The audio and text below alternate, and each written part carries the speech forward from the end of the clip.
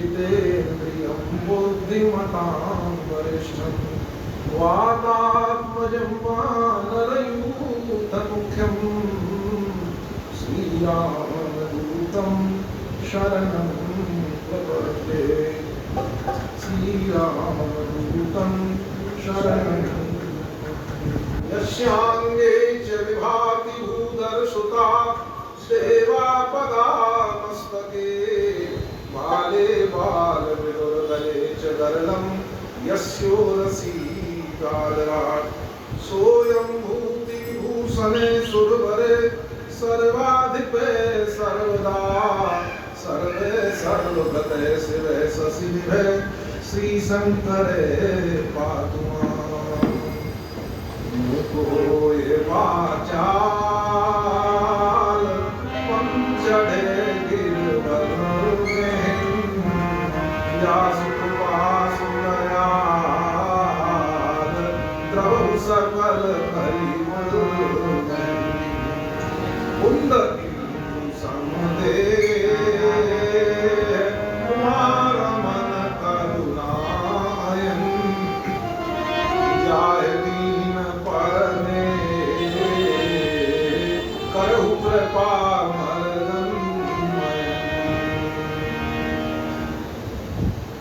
जो सुमिरत सिद्धि होय गणनायक करिबर बदन करहु अनुग्रह सोय बुद्धि राशि सोहन सदन भक्ति भक्त भगवंत गुरु चतुर नाम बपुए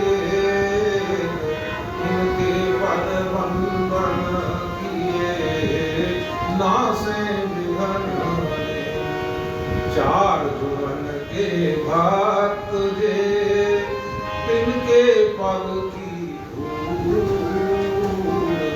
सर्वस सिर धरि राखी हो मेरी जीवन गिरिजापति गिरिजा गणेश शेष शारद श्रुति व्यास वाल्मीकि पद पंकज ध्याऊं में द्वादश भागवताचार्य चतुस्संपुदाचार्य शंकर आचार्य को से परिकर मनाऊं तुलसी कबीर सूर नाभा प्रिया दास मीरा नानक चैतन्य जू को अनुगत रहाऊं मैं दीजे पर सब मिली वही मन वचक्रम शर तजनित परिकर से हरि हरि यस भर भर ही गाऊं मैं।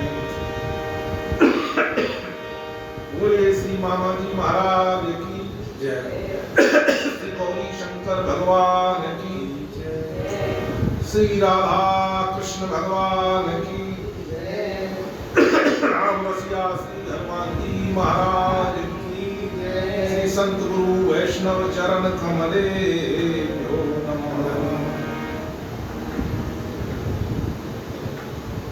नमो राघवाय नमो राघवाय नमो राघवाय नमो राघवाय नमो राघवाय नमो राघवाय नमो राघवाय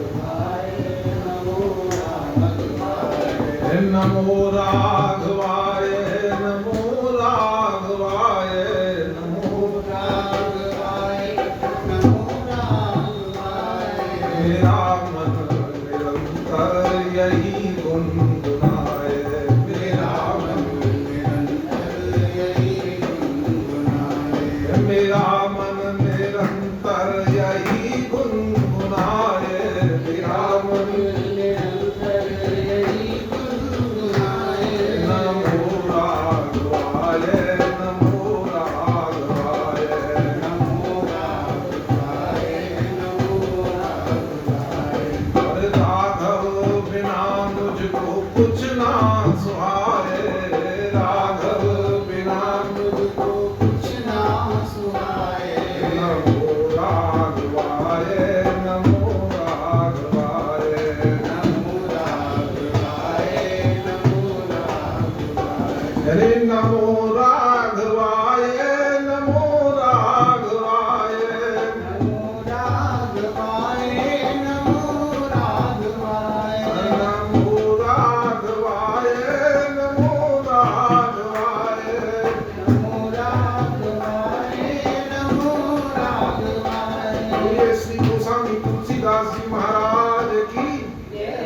वाल्मीकि जी महाराज की जय। राम रसिया श्री हनुमान जी महाराज की जय।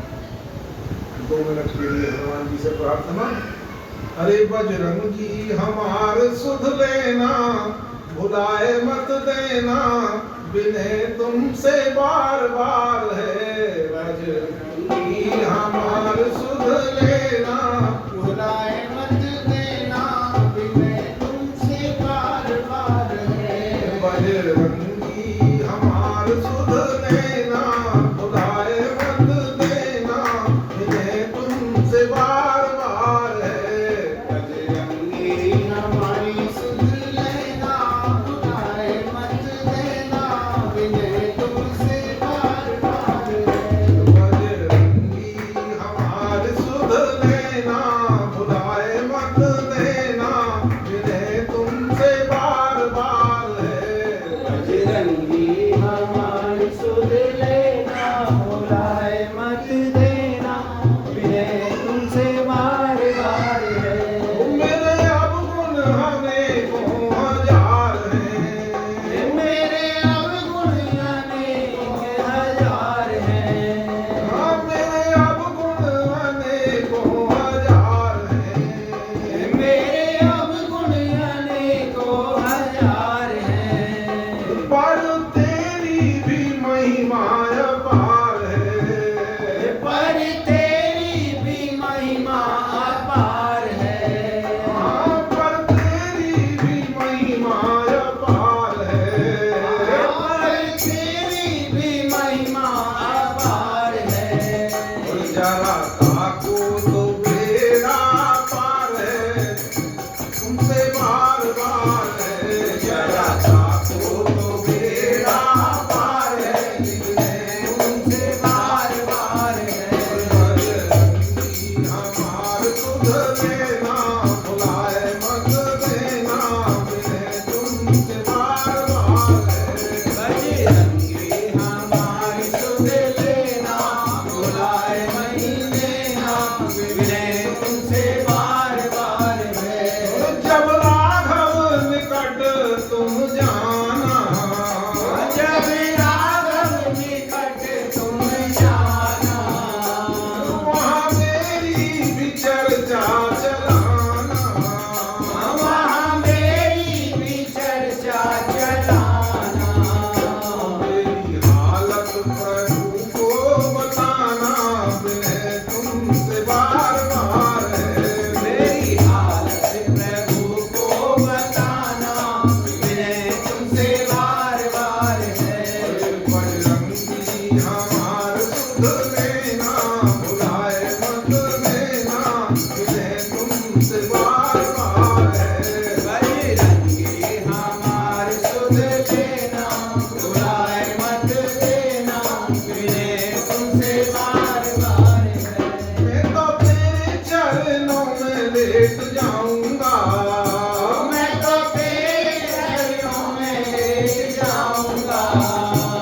मैं तो तेरे चरणों में लेट जाऊंगा। मैं तो तेरे चरणों में लेट जाऊंगा। तुमको रो रो के विनय सुनाऊंगा, तुमको रो रो के विनय सुनाऊंगा। जैसे मानोगे वैसे मनाऊंगा, विनय तुमसे बार बार है। जैसे मानोगे वैसे मनाऊंगा, विनय तुमसे बार बार है। बजरंगी हमार सुध लेना, भुलाए मत देना, विनय तुमसे बार बार है। बजरंगी हमार सुध लेना, भुलाए मत देना, विनय तुमसे बार बार है। बोलिए राम रसिया श्री हनुमान जी महाराज। महाराज की जय। आज बड़ा परम पावन दिवस है, प्रथम नवरात्रि का। गोपाल जी की सन्निधि में तुलसी चरित्र को चुना गया है, और ये सब भगवान की अपनी लीला है। चुनने वाले चुन गए हैं, और हमको यहाँ ये हमारा सौभाग्य है, क्योंकि गाने से बड़ा भारी लाभ होता है और सुनने से भी बहुत लाभ होता है, दोनों में कोई अंतर नहीं है। गोस्वामी जी ने लिखा, जो सुनत गावत कहत समझत परम पद नर पावई। जो सुनत गावत कहत समझत परम पद नर पावई। रघुबीर पद पाथो जय मधुकर दास तुलसी गावई। रघुबीर पद पाथो जय मधुकर दास तुलसी गावई। ये जो हमारे 9 दिन है, ये शक्ति के दिन है। इसमें हमें शक्ति अर्जित करनी चाहिए। भक्ति की शक्ति, ज्ञान की शक्ति, कर्म की शक्ति, ब्रह्मचर्य की शक्ति, इसमें हमको शक्ति का अर्जन। और यहाँ इस समय में देवताओं की, भगवान की विशेष कृपा होती है, क्योंकि समय होता है हर चीज। समय हाथ से निकल जाए तो फिर पछताते रहो। ये समय है, ये मौके हैं, ये भगवान ने ऐसे मौके दिए और भगवान भी इस मौके में विशेष सहायता करते हैं। यहाँ पर कलयुग का राज प्राय समाप्त हो जाता है, हाँ, और सतयुग का राज होता है, और इसीलिए हमें ये कोई ना कोई अनुष्ठान करना, हाँ। तो ये मात्र कथा नहीं है, ये भी एक अनुष्ठान है हमारा, ये भी एक अनुष्ठान है।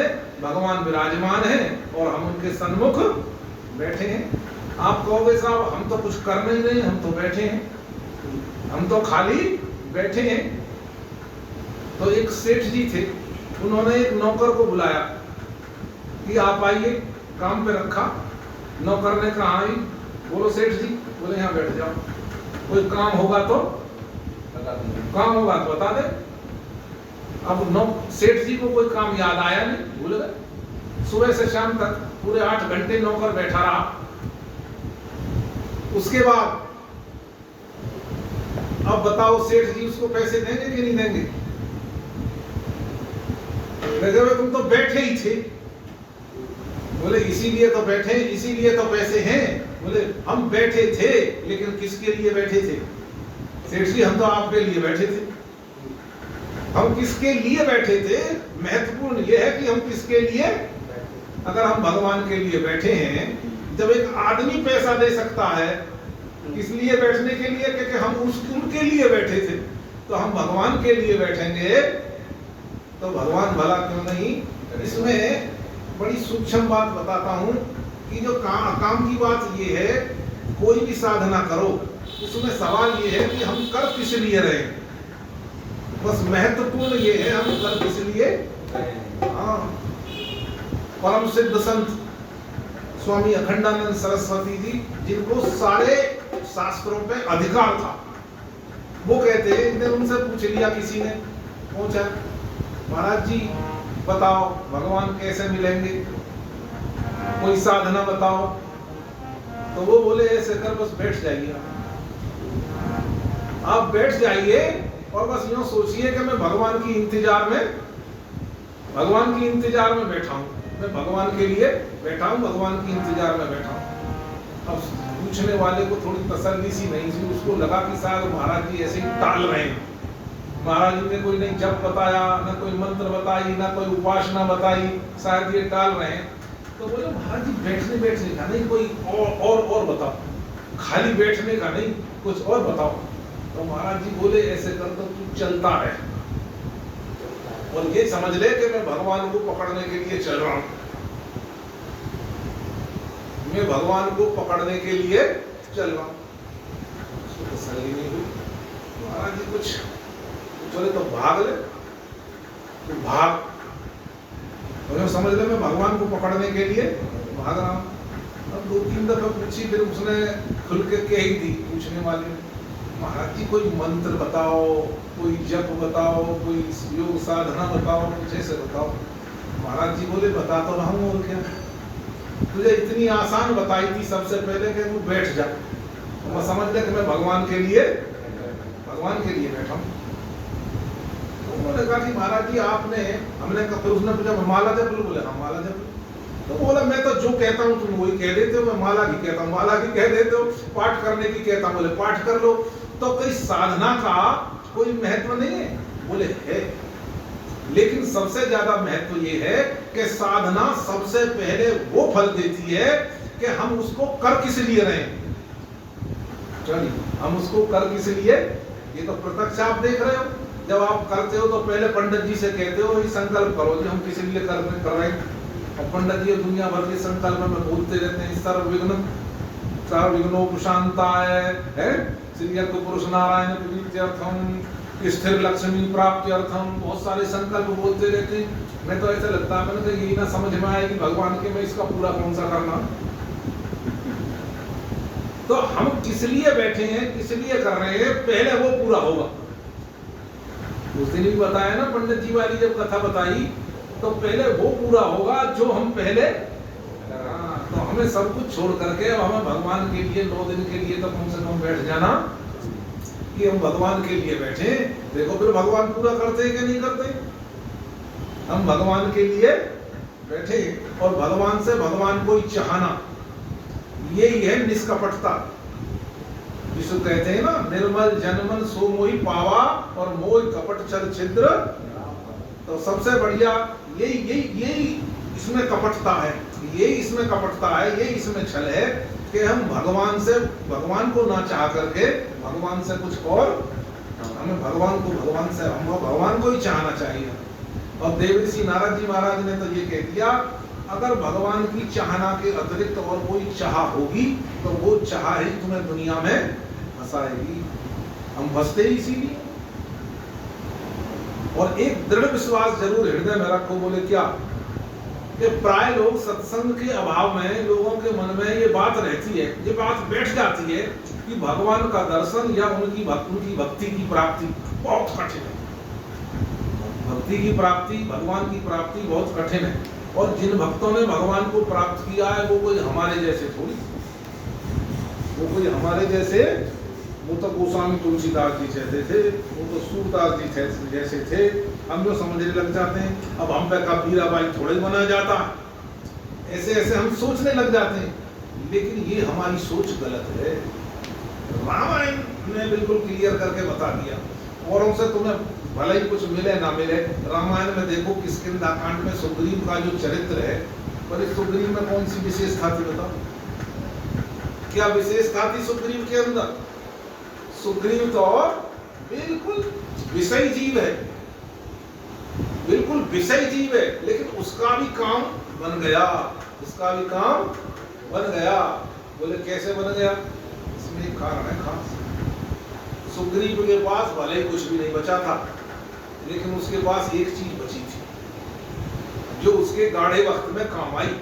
और वो चीज क्या थी? बोले वो थे हनुमान जी महाराज। कुछ नहीं था सुग्रीव के पास, बताओ कुछ था? वो कह रहा है हर लीने सी सर्वस अरुमाया, मेरा सब कुछ हरण कर लिया महाराज, मेरे पास कुछ नहीं बचा, बाली ने मुझे बहुत मारा। लेकिन और लोग तो सर्वस का हरण होने के पश्चात भी कम से कम शांत तो बैठ जाते हैं। भाई अब कुछ है ही ना, तो अब कोई क्या छीन लेगा? जब सब कुछ ही चला गया फिर तो अपने कम से कम शांति मिल जाती है, अब कोई क्या छीन लेगा? लेकिन उसे तो तब भी शांति नहीं थी। महाराज कह रहा कि ताके भय और रघुवीर कृपाला, सकल भुवन में फिरहूं बेहाला, और यहाँ साप बस आवत नहीं, तदपि सभीत रहूं मन माही। लेकिन सुग्रीव ने भगवान को देखा, किसकी दृष्टि से देखा? सुग्रीव ने भगवान को देखा हनुमान जी की दृष्टि से। भगवान आ रहे हैं, राम लक्ष्मण जी आ रहे हैं नहीं दोनों, तो दोनों आ रहे हैं। देखा सुग्रीव की नजर पड़ी महाराज हनुमान जी से, कहा हनुमान जी आप देखो ये कौन आ रहे हैं? दोनों बड़े बलशाली आ रहे हैं दोनों, ये कहीं बाली के भेजे हुए तो नहीं, आप इनको देखो। हनुमान जी से कहा कि आप देखो। हनुमान जी कौन है महाराज जानते हो? बोले जय जय जय और हनुमान गुसाई, कृपा करे गुरुदेव की नाई। हनुमान जी गुरुदेव है। अगर भगवान को देखना है तो गुरु जी की दृष्टि से देखो, गुरुजी ने जो तुम्हें दृष्टि दी है उस दृष्टि से भगवान को देखोगे तो सफल हो जाओगे। अच्छा एक बात बताओ, रामायण में नहीं ये सारी कथाएं? गुरु तो सती को भी बहुत अच्छे लगे। तुम त्रिभुवन गुरु वेद बखाना, आन जीव पामर का जाना। भगवान शंकर गुरु है उनके, है? तुम त्रिभुवन गुरु वेद बखाना, आन जीव पामर का जाना। गुरु उनके भी पास है, सती के पास भी गुरु है, और हनुमान और सुग्रीव के पास भी गुरुदेव है। लेकिन सती फेल हो गई महाराज। सती भगवान को नहीं पहचान पाई और आखिर में जाकर के सती को अपने प्राणों का ही परित्याग करना पड़ा। और गुरु दोनों के पास है, लेकिन सती जो है गुरु, सती क्या कह रही है? भगवान शंकर की मान ही नहीं रही है बात। बोले उनकी आंख से नहीं देख रही है, वो गुरुदेव की आंख से भगवान को देखना नहीं चाहती है। भगवान शंकर तो कह रहे हैं कि ये साक्षात भगवान है सती। अरे भाई, कुंभज ऋषि ने जिनकी हमें कथा सुनाई है वही तो भगवान है। लेकिन कथा सुनी होती तब ना,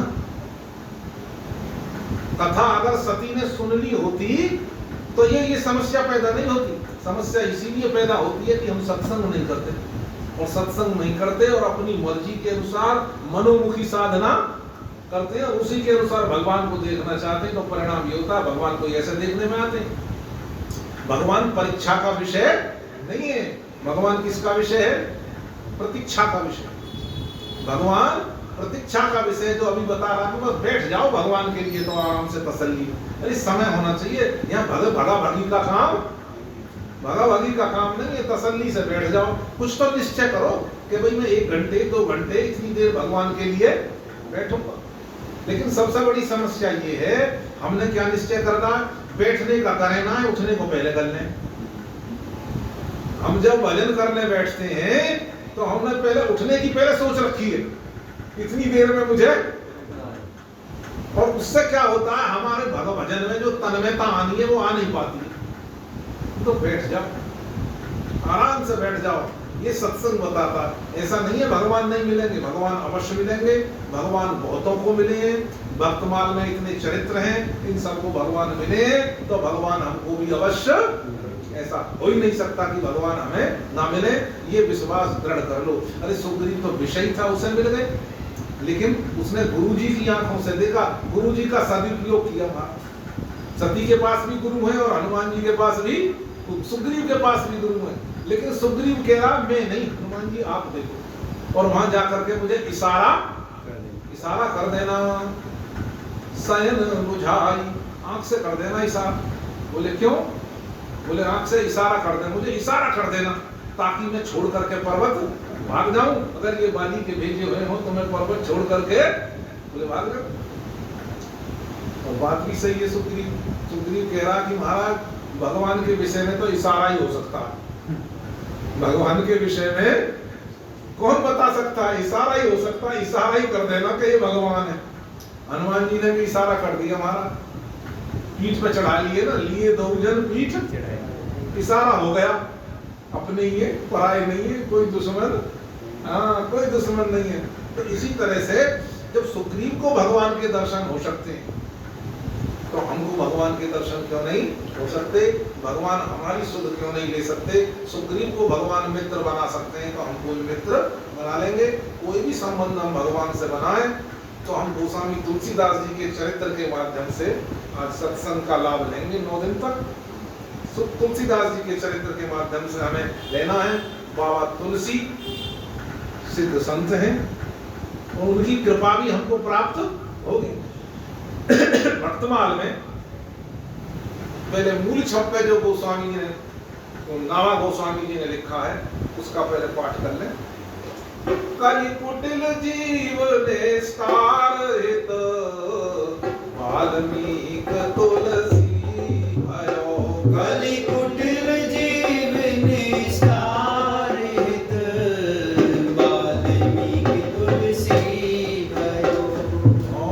त्रेता काव्य निबंध कलि सतकोटि रामायण, कई शतकोटि रामायण और एक अक्षर उधर ब्रह्म हत्यादि परायण एक अक्षर ऊर्ध्वर ब्रह्म हत्यादि परायण साधु जी अब भक्तन सुख में साधु जी अब भक्तन सुख देन बहुरी लीला विस्तारी बहुरी लीला विस्तारी साधु जी रामचरण रसमत साधु जी रामचरण रसमत रहत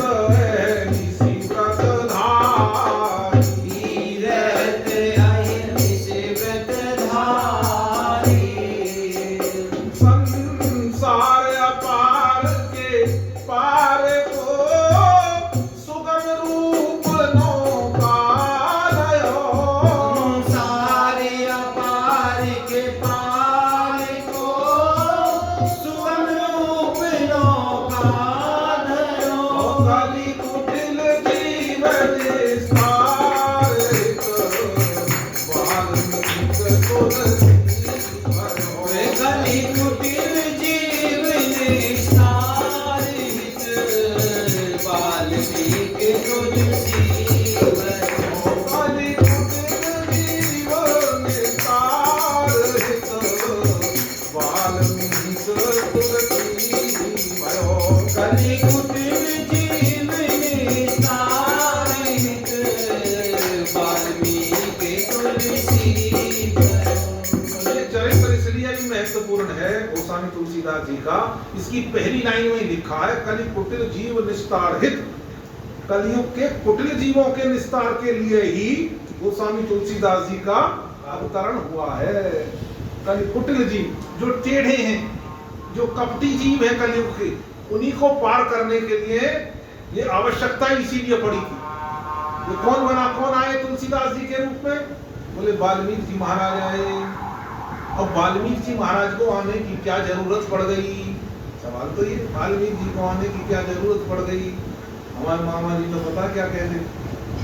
मामा जी तो अपने रस में प्रसंग में कहते थे, बोले इसलिए जरूरत पड़ी वाल्मीकि जी को तुलसी के रूप में आने की कि वाल्मीकि रामायण अगर आप पढ़ेंगे तो उन्होंने राक्षसों का और राक्षसियों का वर्णन बहुत सारे अध्यायों में किया। मैंने ही पढ़ा था, शूर्पणखा का वर्णन कम से कम 10 पन्ना में तो शूर्पणखा का वर्णन कर रखा। और बोले जब मिथिला का प्रसंग आया, उस वाटिका के वर्णन में केवल 2-4 श्लोक लिखे और आगे बढ़ गए। हाँ, 2-4 श्लोक लिखे और आगे बढ़ गए। बोले उस मिथिला रस को प्राप्त करने के लिए, बोले उस वाटिका प्रसंग का विस्तार करने के लिए, क्योंकि मामा जी का तो वही मुख्य था, बोले उसी का विस्तार करने के लिए वाल्मीकि जी आना। बोले उसमें कारण ये था कि वाल्मीकि जी जो का जो है ना वात्सल्य भाव है, जानकी जी के प्रति वाल्मीकि जी का वात्सल्य भाव है। और उसके कई कारण हैं। एक कारण तो ये है कि उनकी दशरथ जी से भी मित्रता थी और उनकी जनक जी से भी मित्रता थी। तभी तो उनके आश्रम को चुना गया जानकी जी को वहां पर रखने के लिए। और जानकी जी तो उनके आश्रम पर रही है, उनकी बच्ची की तरह है, अपनी बेटी की तरह है। और बेटी और दामाद के प्रसंग को भला वो कैसे कह सकते थे, तो मर्यादा रखनी थी। इसलिए वाल्मीकि जी ने वो संक्षिप्त में कहकर के आगे बढ़ गए। वो तो ये कहते, और भी कई कारण है। एक कारण ये स्पष्ट यहाँ पे लिख रखा है कि कलि कुटिल जीव निस्तार हित। इसलिए हमें ये शंका छोड़ देनी चाहिए कि हमारा उद्धार नहीं होगा, क्योंकि गोस्वामी तो आए इसीलिए हमारा उद्धार करने के लिए। कलि कुटिल जीव निस्तार हित वाल्मीकि। एक बात ये थी कि वाल्मीकि जी ने जो रामायण लिखी, तो लिखे कि 100 करोड़ रामायण लिखी, ऐसा कहते हैं। लेकिन ज्यादा उपयुक्त यही है, हमने ऐसा पढ़ा है कि ये कहते हैं कि इसलिए कह देते हैं 100 करोड़। वाल्मीकि जी ने जो महाकाव्य लिखा उसके 100 करोड़ श्लोक थे उसमें 100 करोड़ श्लोक थे। 100 करोड़ रामायण नहीं, उसमें थे रामायण शतकोटि अपारा। तो 100 करोड़ श्लोकों में उसको लिखा, उस ग्रंथ को। क्योंकि ये वहां से भी स्पष्ट हो जाता है कि वहां पे लिखा है एक जगह कि शंकर भगवान के पास सब गए, देवता भी गए और मनुष्य भी गए और राक्षस भी गए, कि महाराज सब शंकर भगवान से कहा कि ये रामायण हमें भी दे दो। 100 करोड़ श्लोक थे, 100 करोड़ श्लोक थे, तो उनको कहा बोले हमें बांट दो। शंकर भगवान तो परम उदार है, बोले हम तो यही चाहते हैं कि सब रामायण पढ़े, बोले ले जाओ, सबको बांट दिए। अब जब 100 करोड़ थे तो उनके जब हिस्से करे तो 33 करोड़, तो 33 या 99, तो 99 करोड़ तो बट गए। अब रह गए 1 करोड़। अब 1 करोड़ रह गए तो फिर उन्होंने कहा कि महाराज यहाँ भी बांट दो। शंकर भगवान बोले ठीक है, यहाँ भी दे जाओ तीनों। अब वो 1 करोड़ बटे तो कितने बने? 33 लाख बट गए। अब कितने बच गए? 1 लाख। बोले महाराज ये बचा, इसका क्या आपका क्या करोगे? इसे भी बांट दो। तीनों ने प्रार्थना करी, भगवान शंकर बोले इसे भी ले जाओ। जब 1 लाख बचे तो 33 हजार बांट दिए होंगे, 33 या 99। अब बचे कितने? अब बच गए 1000। बोले इसे भी बांट दो महाराज। अब 1000 बचे तो अब कितने बटेंगे? 333 है तो 999 तो बट गए। अब 1 श्लोक बच गया। अब 1 श्लोक वो अनुष्टुप छंद का श्लोक था, और अनुष्टुप छंद में का जो श्लोक होता है उसमें 32 अक्षर होते हैं, उसमें होते हैं 32 अक्षर। बोला इसे भी बांट दो। भगवान शंकर ने के बोले 10 ये भी ले जाओ, है तो 2 बचे। महाराज इनका क्या करोगे? बोले बांटने वाले पे भी कुछ रहना चाहिए कि नहीं रहना चाहिए? बोले इनको मैं रखूंगा। और वो दोनों अक्षर कौन से थे महाराज? रा और म। ब्रह्म राम ते नाम बड़, देखो गोस्वामी लिखा है इस रामायण में। बोले ब्रह्म राम ते नाम बड़, वरदायक वरदान, और रामायण सतकोटि में लिए महेश जी जान। भगवान शंकर ने इनको दोनों को अपने हृदय में रख लिया। महाराज ये है रामायण। इसलिए एक बार राम जी को प्रणाम करके फिर आगे बढ़ते हैं। अरे नमो राघवाय, नमो राघवाय, नमो राघवाय, नमो राघवाय, नमो राघवाय, नमो राघवाय, नमो राघवाय, नमो राघवाय, नमो राघवाय, नमो राघवाय,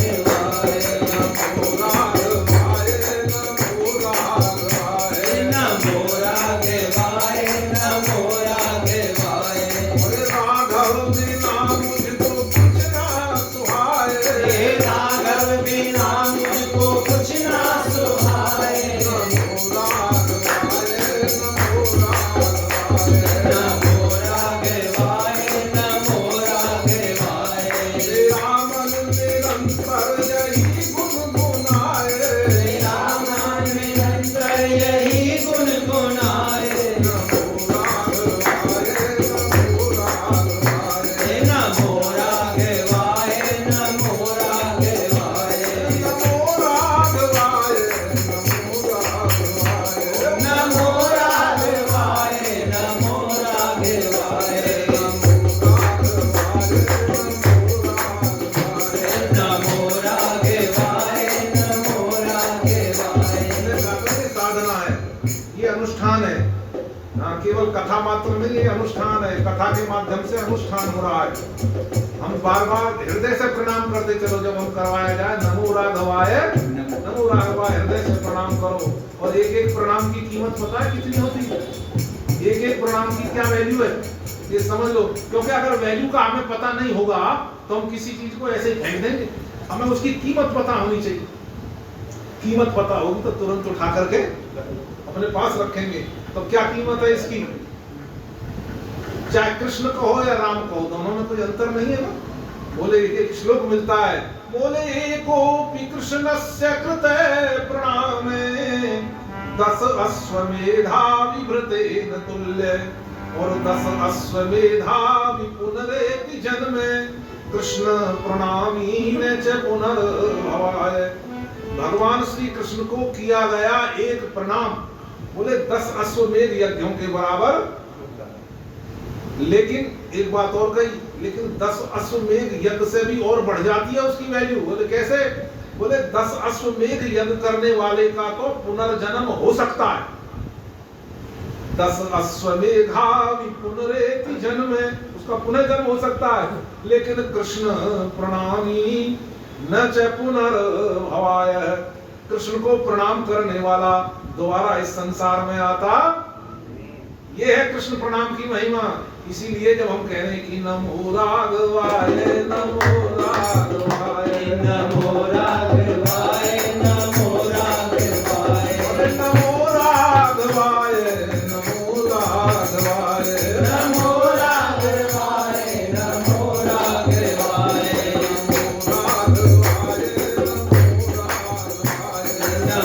राघवाय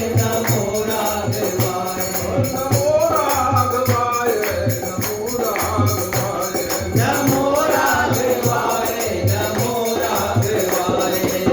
बड़े बड़े संतों से ऐसा सुना है और उन्होंने लिखा भी है अपनी पुस्तक में।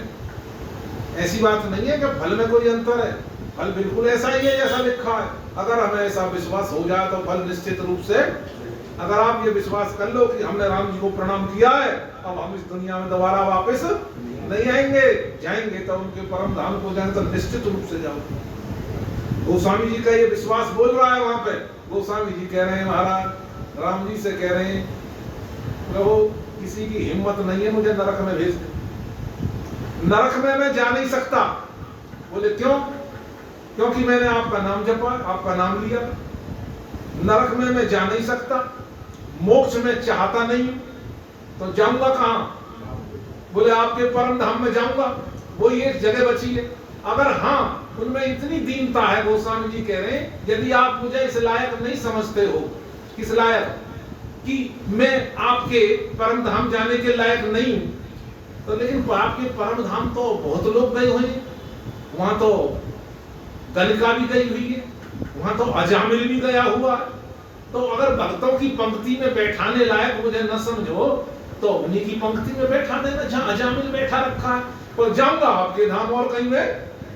ये विश्वास हो जाए महाराज पक्का तो आनंद आ जाए। तो नमो राघवाय नमो राघवाय नमो राघवाय नमो राघवाय नमो राघवाय नमो राघवाय नमो राघवाय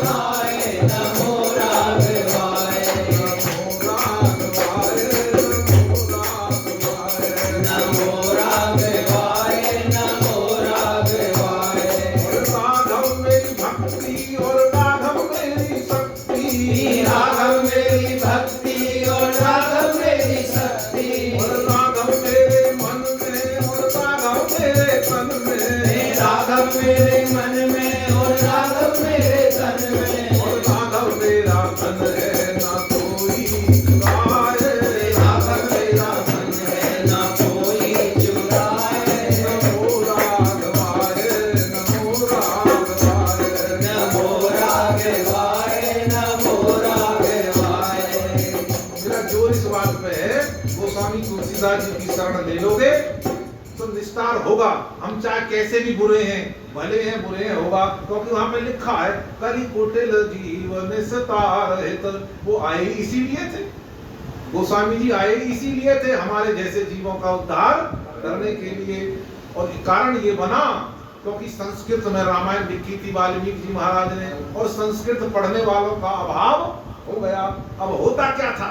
होता ये था कि पंडित ही बुलाए जाते थे जो विद्वान होते थे कि महाराज कथा पांचो, पहले ये होती बोली कथा पांचो, और पढ़ के सुनाओ क्या लिखा हुआ। और पढ़ के वो पंडित जी क्या करने हैं, वो कह रहे हम तो ना सुना है, हमें तो दक्षिणा चाहिए पहले है। अब तो पहले दक्षिणा, आजकल पंडित भी तो ऐसे ही बोले दक्षिणा चाहिए, ना जाए हम पहले पता कर ले ये जिमा के दक्षिणा किसी नहीं देगा, और पता लगा ना 10 रुपया देगा, बिल्कुल ना जा, मना कर दे ना जा।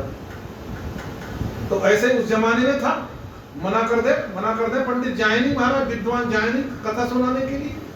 किसी ने कहा पंडित जी गरीबी है, जमाना बदल रहा है, जो मिले सो ले लो और भगवान की कथा सुनाओ। पंडित जी बोले ना हम नहीं सुनाएंगे, जब तक हमें पर्याप्त दक्षिणा नहीं मिलेगी जितनी हम चाहते हैं तब तक हम नहीं सुनाएंगे। एक ने कही पंडित जी ये पोथी में धरी धरी में दीमक चाट जाएगी, सुना दो। कुछ फायदा हो जाएगा लोगों का और कुछ आपका भी, नहीं तो दीमक चाट जाएगी। जो कह रहे दीमक से चटवाना मंजूर है, लेकिन बिना पर्याप्त दक्षिणा के आपको कथा नहीं सुनावेंगे। ये स्थिति हो गई थी महाराज, अब कोई सुनावे नहीं। एक तो कारण ये बना कि ऐसी चाहिए जिसे कोई सब कोई पढ़ ले। इसीलिए भाषा में रामचरितमानस लिखने के लिए वाल्मीकि जी ही तुलसीदास जी के रूप में आए, क्योंकि भगवान बड़े कौतुकी हैं, भगवान परम कौतुकी हैं। और भगवान ने महाराज कौतुक किया, भगवान राम जी का दरबार लगा हुआ था। ये भूमिका ऐसे बनी, जो कथा है ये भूमिका ऐसे बनी कि भगवान का दरबार लगा हुआ था और उस दरबार में महाराज स्वर्ण सिंहासन पर राम जी विराजमान थे, बाईं ओर जानकी जी विराजमान थी महाराज, भरतलाल जी छतर लेकर के विराजमान थे, चमर लेकर के शत्रुघ्न जी, बीजना लेकर के शत्रुघ्न जी और चमर लेकर के लक्ष्मण जी महाराज, और हनुमान जी महाराज चरणों की सेवा में लगे। लेकिन हनुमान जी नहीं थे वहां पे, बाकी तो सारे थे। एक दरबार लगा हुआ था। राम जी ने पूछा, बोले रोज हनुमान जी कुछ दिन से दिखाई नहीं दे रहे, मैं देख रहा हूँ दरबार में सब नजर आ रहे हैं, सुग्रीव भी है, अंगद भी है, और भी लोग जो है सेवक परिकर थे, लेकिन हनुमान जी दिखाई नहीं दे रहे हैं। हनुमान जी कहाँ हैं? किससे पूछा? बोले किशोरी जी से पूछा, तेरा लाडला कहाँ है? क्योंकि मुझे तो कुछ बता के गया नहीं है। हाँ, ऐसे भी होता है, बाप को बता के ना जाए ना, माँ बता के चला जाता। बाप से थोड़े से डरते हैं, बता के जाते नहीं, लेकिन माँ बता के चले जाते। तो राम जी ने भी इशारा उनका यही था कि तुम्हारा लाडला कहाँ है, पूछ लिया। जानकी जी बोली, आजकल प्रभु उनको ना आपका चरित्र लिखने की धुन सवार हो रही है, आजकल उनको आपके चरित्र लिखने की धुन सवार है, इसलिए यहाँ से गैर हाजिर है। वो आपका चरित्र लिखने में लग रहे होंगे। वो अपने वज्र, बोले कैसे लिख रहे हैं? बोले वो अपने वज्र तुल्य नखों से, उनके नाखून बड़े मजबूत है महाराज, वज्र के समान है। और काय पे लिख रहे? बोले पेपर पे नहीं लिख रहे, हाँ पहाड़ों की शिला ले लेते और उनके ऊपर लिख रहे हैं, खोद रहे हैं, नाखून से खोद रहे हैं, गोद गोद करके श्लोक लिख रहे हैं। तो वो हनुमान जी महाराज जो है इसमें लिखने में व्यस्त हैं। तो राम जी बोले हमें तो बताया नहीं उसने। बोले आपको ही बताया, हमको तो बताया नहीं महाराज उसने। तो जानकी जी ने कहा अब जो है वैसे आप ज्यादा इंतजार आपको नहीं करनी पड़ेगी, उनका ये जो ग्रंथ है ये पूर्णता की ओर है, बस पूरा ही होने वाला, थोड़ी बहुत कसर होगी। इतने में ही हनुमान जी महाराज आते हुए नजर आए।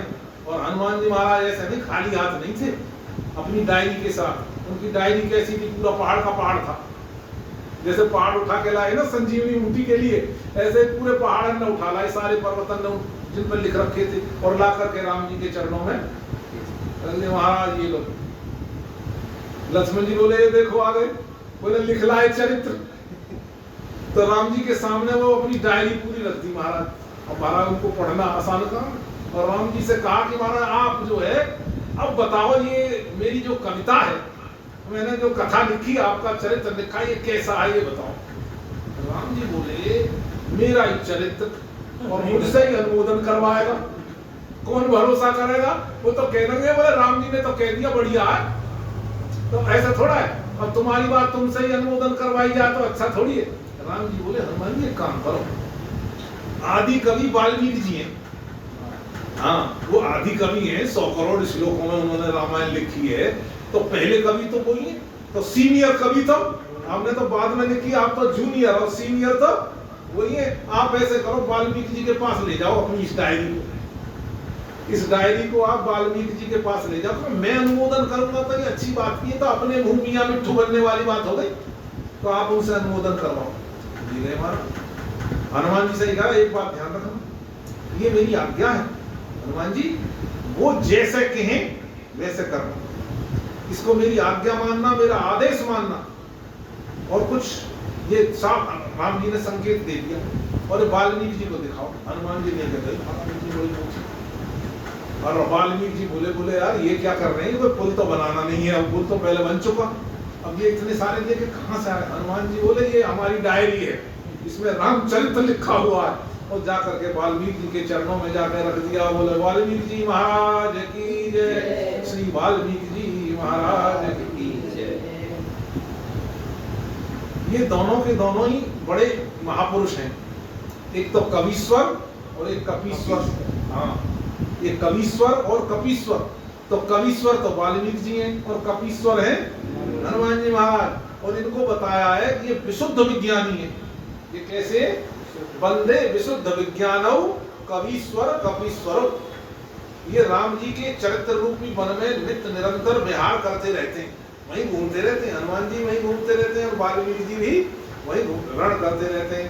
तो जे जा करके सामने रखा, वाल्मीकि जी ने जो पढ़े महाराज क्या। अब हनुमान जी चरित्र लिखे हैं, जो ज्ञानी नामक गण्य में बुद्धिमताम वरिष्ठ में, तो चरित्र में भला क्या कमी रहेगी। और हनुमान जी ने तो सारे चरित्र अपनी आंखों से देखे और उनसे बढ़िया कौन लिख सकता। बड़ा सुंदर चरित्र लिखा।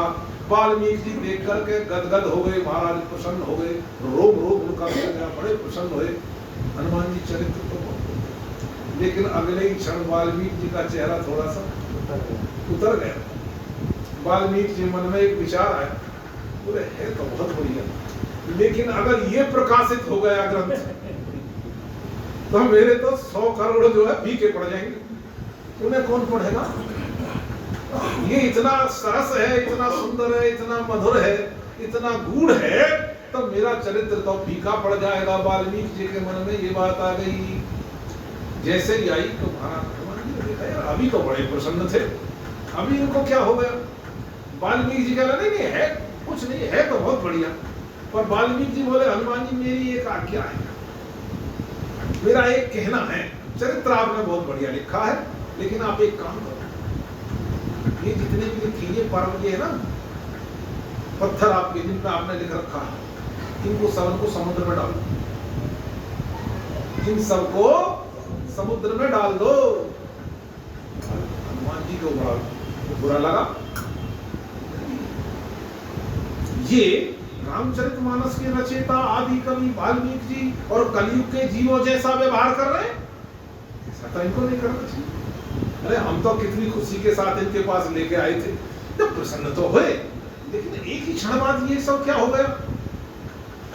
तुरंत हनुमान जी को राम जी की बात याद आ गई कि राम जी ने कहा था हनुमान जी वाल्मीकि जी को दिखाना, लेकिन ये मेरी आज्ञा है, उसमें कोई कानूनबाजी मत लगाना, वो जैसा कहे वैसा ही।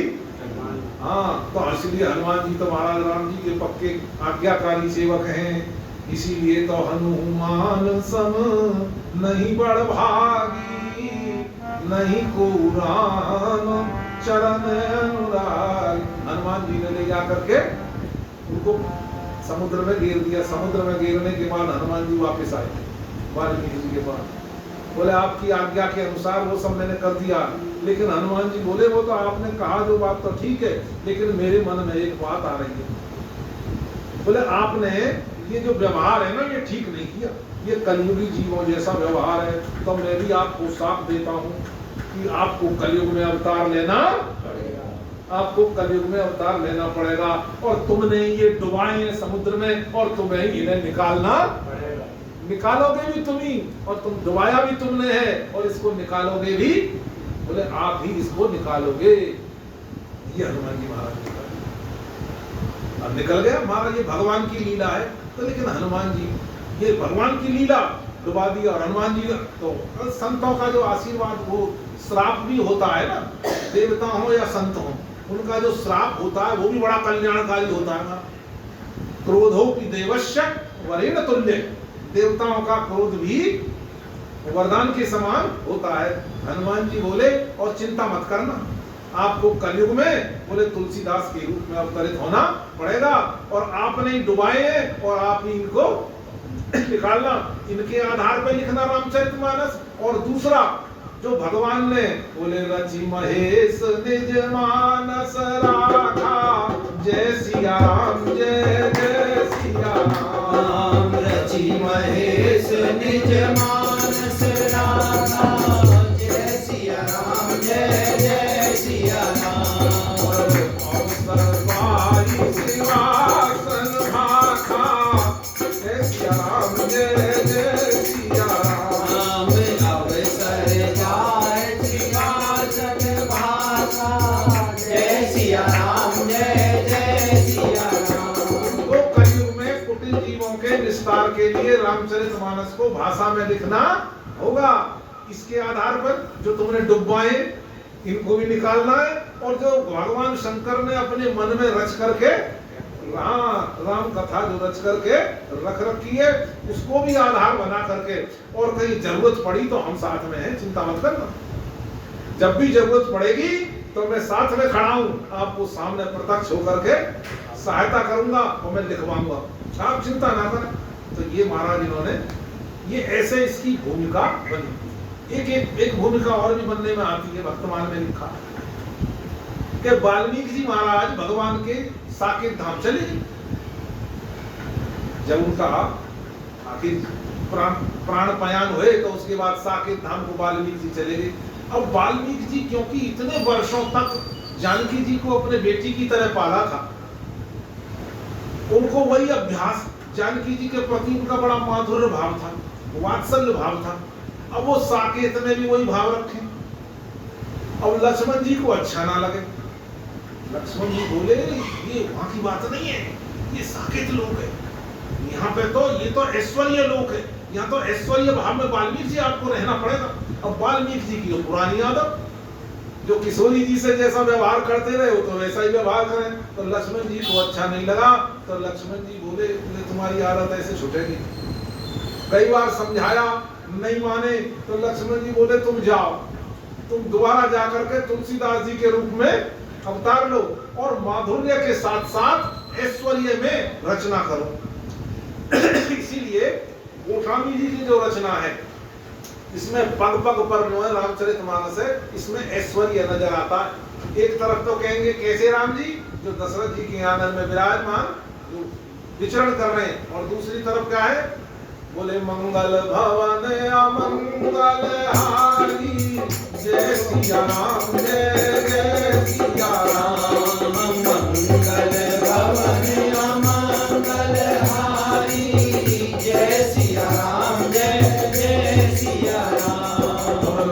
उमा सहित जय जपत पुरारी, जय सिया राम जय जय सिया राम। उमा सहित जय जपत पुरारी, जय सिया राम जय जय सिया राम। एक तरफ बड़ा माधुर्य भाव है, बंदे बाल रूप सोई राम, जय सिया राम जय जय सिया राम। बंदे बाल रूप सोई राम, जय सिया राम जय जय सिया राम। दूसरे देखो ऐश्वर्य भाव में पहुंच गए एकदम। सब सिद्धि सुलभ जपत जिसी नाम, जय सिया राम जय जय सिया राम। सब सिद्धि सुलभ जपत जिसी नाम, जिसके जपने से सारी सिद्धियां सुलभ, ये ऐश्वर्य का भाव आ गया कि नहीं? कहा तो बंधु बाल रूप सोई नामू और सब सिद्धि सुलभ जपत जिसी नाम। तो एक एक पद पे थोड़ी सी वर्णन करते हैं, फिर ऐश्वर्य में चले जाते हैं, फिर ऐश्वर्य में चले जाते हैं। तो ये तीन कारण रहे जिसके कारण वाल्मीकि जी को तुलसीदास जी के रूप में अवतार लेना पड़ा। और सबसे मुख्य कारण तो भक्तमाल के रचयिता श्री नावा गोस्वामी जी लिख रहे हैं, असली कारण ये था कि कलयुग के जो कपटी जीव हैं, कुचाली जीव हैं, उनका भी उद्धार हो सके। इसलिए आप निश्चित माने हम गोस्वामी जी की शरण में 9 दिन तक बैठेंगे ताकि हमारा भी उद्धार। हम भी तो कपटी हैं, हम भी तो कुचाली हैं भाई, है? हम भी तो पाप पयोनिधि जन्मन मीना, हमारा मन भी तो पाप रूपी समुद्र में मछली बना हुआ है, निकलना ही नहीं चाहता। कैसे मछली जल से बाहर नहीं निकलना चाहती, उसे लगती है कि अगर मैं इससे बाहर निकली तो मर जाऊंगी, मेरा अस्तित्व समाप्त हो जाएगा। और हम भी इस दुनियादारी से बाहर नहीं निकलना चाहते। हम सोचते अगर दुनियादारी छूट गई तो पता नहीं जाने क्या आफत, पर ये पता नहीं है आफत कुछ नहीं आएगी, परम कल्याण होगा और आनंद ही आनंद हो जाएगा। बोलिए सच्चिदानंद भगवान की जय। तो कलि कुटिल जीव निस्तार हित, वाल्मीकि तुलसी त्रेता काव्य निबंध, और की औसत कोटि रामायण।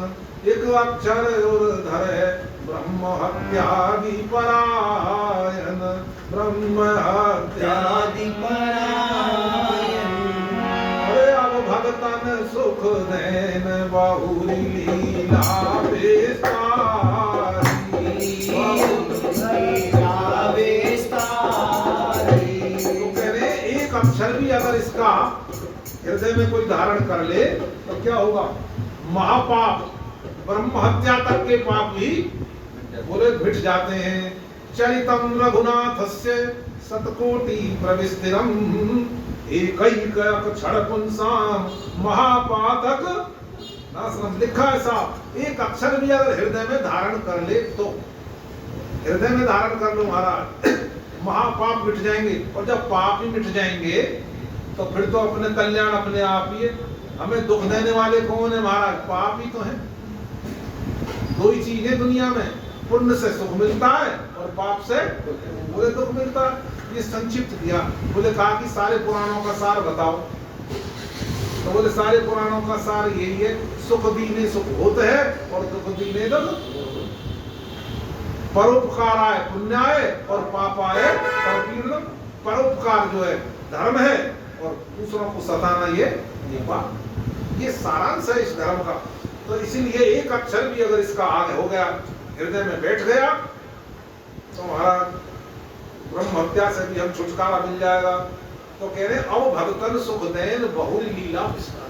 अब भक्तों को सुख देने के लिए अब आनंद। अच्छा सच्ची बताओ कि वाल्मीकि रामायण पढ़े और तुलसीदास जी की रामायण की चौपाई ग्रामीण तर्ज में, तो किसमें आनंद ज्यादा आता है? कोई श्लोकों में वो आनंद नहीं है जो तुलसीदास जी की चौपाई गाने में आता है। तो अब भक्तन सुख देन, भक्तों को सुख देने के लिए महाराज इसका विस्तार किया। गोस्वामी जी कैसे रहते थे, अपनी उनकी जीवनचर्या देखिए। राम चरण रस मत, राम जी के चरण के अनुराग में मस्त रहते थे। राम जी के चरणों के अनुराग रूपी प्रेम को पी करके मस्त रहते थे महाराज। कैसे मस्त रहते थे? बोले मस्त हरदम रहूं मस्ती उतरे नहीं, मस्त हरदम रहूं मस्ती उतरे नहीं। प्रार्थना करें गोस्वामी जी से, बोले आप तो रहते थे और हमको भी कोई ऐसा बना दो। बोले मस्त हरदम रहूं मस्ती उतरे नहीं, मस्त हरदम रहूं मस्ती उतरे नहीं। ऐसा जाम पिलाना तेरा काम है, ऐसा जाम पिलाना तेरा काम है। तेरी चौखट पे आना मेरा काम था, तेरी चौखट पे आना मेरा काम था। मेरी बिगड़ी बनाना तेरा काम है, मेरी बिगड़ी बनाना तेरा काम है। तेरी चौखट पे आना मेरा काम था, तेरी चौखट पे आना मेरा काम था। मेरी बिगड़ी बनाना तेरा काम है, मेरी बिगड़ी बनाना तेरा काम है। जिसको दुनिया में कोई ना अपना कहे, जिसको दुनिया में कोई ना अपना कहे, जिसको दुनिया में कोई ना अपना कहे, जिसको दुनिया में कोई ना अपना कहे। और गले उसको लगाना तेरा काम है, गले उसको लगाना तेरा काम है। और गले उसको लगाना तेरा काम है। गले उसको लगाना तेरा काम है। मैं तो घर से चला था यही सोच कर, मैं तो घर से चला था यही सोच कर। आगे रास्ता दिखाना तेरा काम है, आगे रास्ता दिखाना तेरा काम है। ध्यान की एक बात कह रहे, हमारा काम तो इतना था कि आपकी चौखट में हम आकर के बैठ गए। आगे गोस्वामी जी देखें, जब वे खुद मस्त रहते थे। जो खुद मस्त है, जिसने पी रखी है वही पिला सकता है। जिसने खुद ही नहीं चखी तो वो ना तो स्वाद जाने और वो तुम्हें क्या पिलाएगा। तो राम चरण रस मत रहत है निसी व्रत धारी, संसार अपार के सार को सुगम रूप नौका लयो। गोस्वामी जी ने अपार संसार सागर से पार जाने के लिए एक बड़ी सुंदर नौका बना करके तैयार कर दी।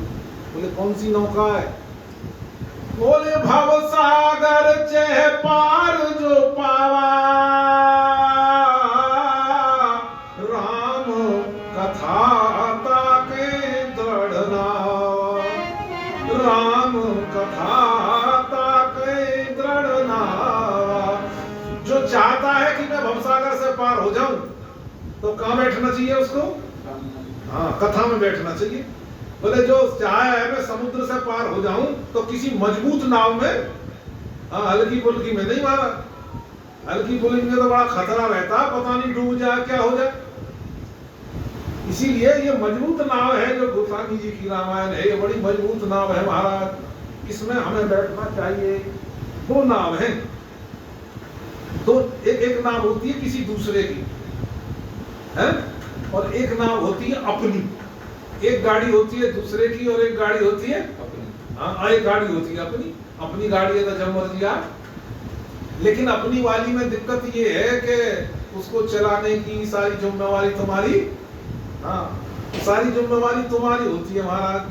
अरे नाम जप नाम जप नाम जप बावरे, घोर भव नील निधि नाम निज नावरे, घोर भव नील निधि नाम निज नावरे। भगवान का नाम भी नाव है और भगवान की कथा भी, हाँ, फिर भी कथा महाराज ऊपर है, उससे भी ऊपर हमें तो दिखाई दे रही है, क्योंकि नाम निज नाव रे, भगवान का जो नाम है वो अपनी नाव है, और अपनी नाव तो चलानी भी अपने आप पड़ेगी महाराज, है, और सारी ध्यान रखनी पड़ेगी, उसकी मेंटेनेंस का भी सब कुछ ध्यान रखना पड़ेगा। लेकिन दूसरे की नाव में तो वो जाके बैठ जाओ, चलाना बा, पहुंचाना भी, तुम्हें कुछ नहीं करना। तो भवसागर से पार जो पावा, राम कथा ताके दृढ़ नावा, तो दृढ़ नाव है महाराज। तो ये जो रचना है ये वाल्मीकि जी ने इसलिए तुलसीदास बन करके इसीलिए की ताकि इस अपार भवसागर से हमारा, हाँ, उद्धार हो जाए।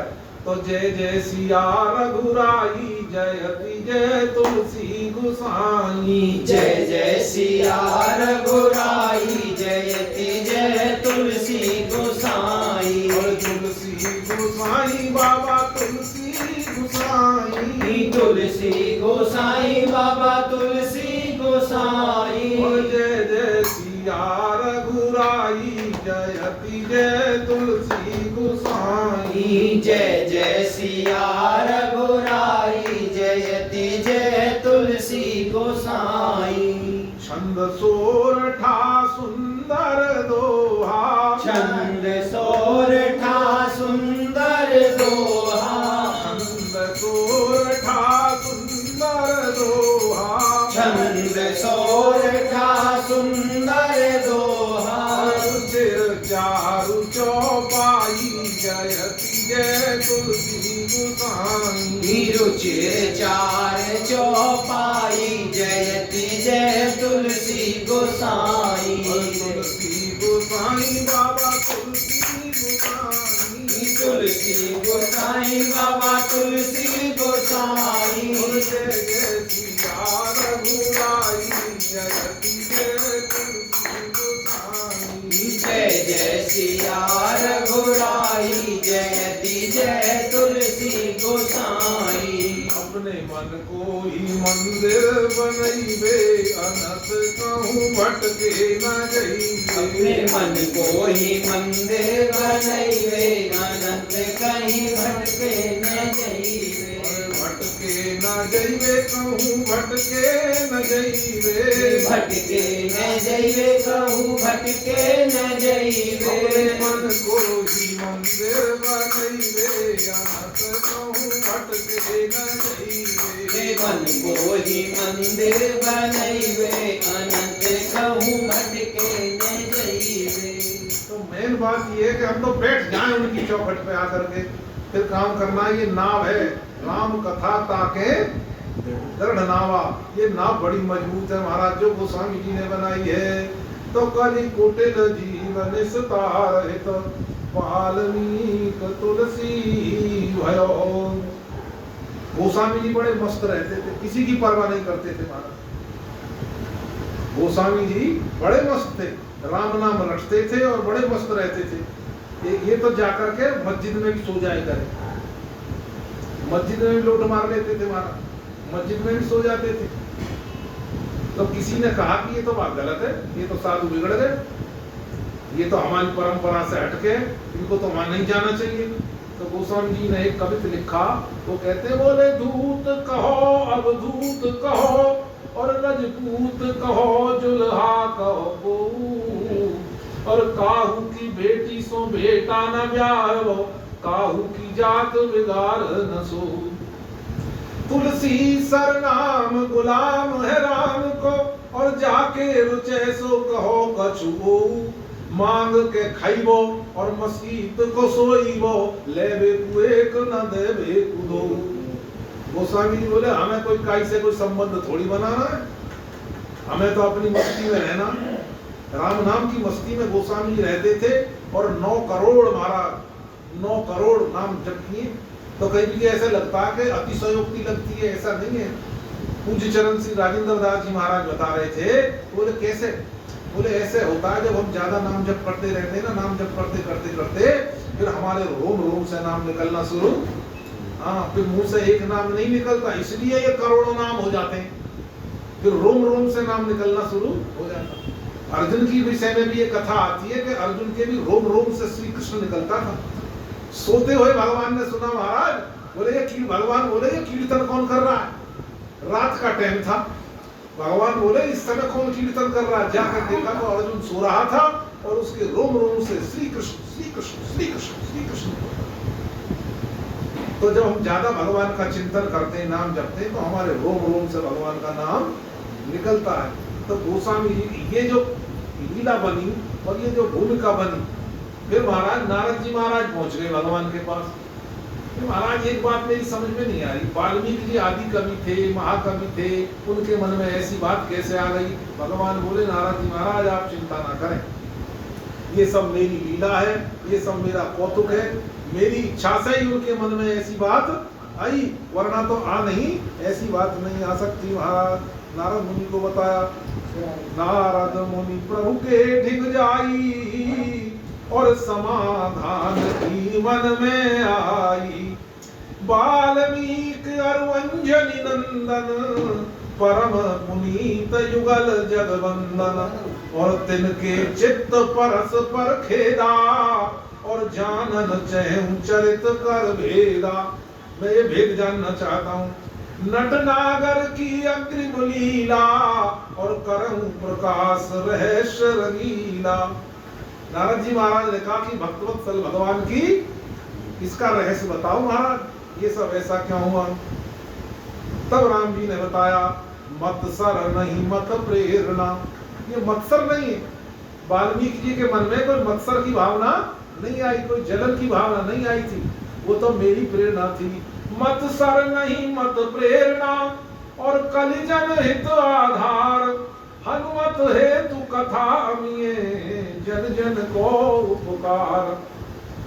ये संसार का उपकार करने के लिए सबसे बड़ा मुश्किल है। जो भगवान के भक्त हैं, जो सज्जन है, वो तो तर जाएंगे। समस्या तो उनकी है कि जिनका मन नहीं लगता वो कैसे तरेंगे, उनका मन रामचरितमानस में तो लगेगा महाराज। इसीलिए ये गोस्वामी ने कलि कुटिल जीव निस्तार है तो वाल्मीकि तुलसी, ये जानना चाहते थे महाराज देवऋषि नारद जी महाराज। भगवान ने खुलकर के ये अग्रिम लीला की योजना उनको, तो यही तुलसीदास जी महाराज, इसीलिए इनका अवतार हुआ कलि कुटिल जीव निस्तार है तो वाल्मीकि तुलसी भयो।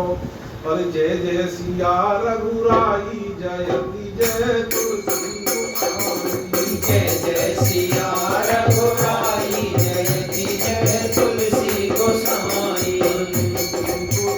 बाबा तुलसी गोसाई, तुलसी गोसाई बाबा तुलसी गोसाई।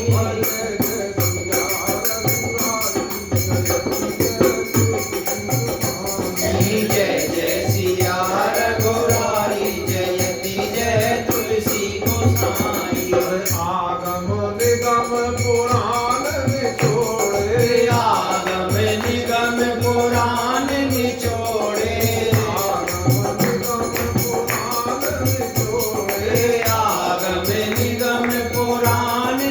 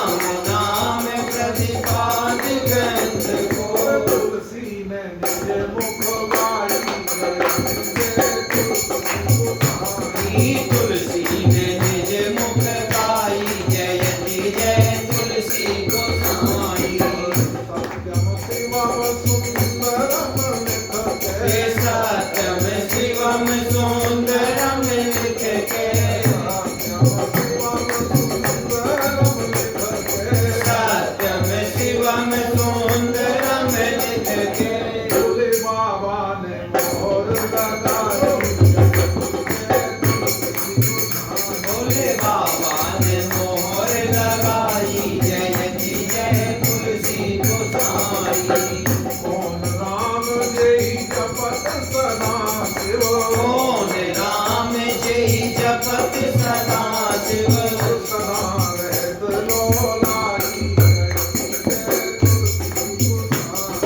सदा रहत लोलाई जयति जय तुलसी गोसाई तुलसीदास जी का चरित्र करें तो पहले तुलसीदास जी की तो जय जयकार होनी चाहिए। अरे धन तुलसी तुलसी धन नर हरि धन तुलसी नर हरि धन तुलसी तुलसी धन नर हरि धन तुलसी नर हरि धन तुलसी तुलसी धन नर हरि धन तुलसी नर हरि और धन मानस मधुराई जय